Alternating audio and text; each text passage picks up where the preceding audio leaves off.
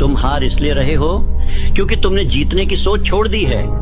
तुम हर दिन उठते हो लेकिन बिना मकसद के, तुम चलते हो लेकिन बिना दिशा के, तुम काम करते हो लेकिन बिना जुनून के। और जब तुम अपने ही सपने को सीरियस नहीं लोगे तो दुनिया क्यों लेगी।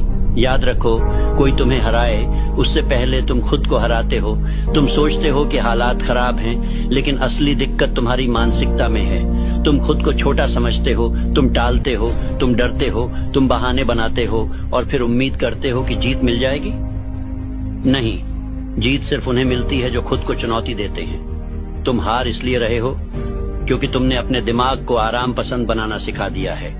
हर मुश्किल से पहले तुम रुक जाते हो, हर असफलता से पहले तुम घबरा जाते हो। लेकिन जीत कभी आसान नहीं होती, वो हर रोज खुद को हराने से मिलती है।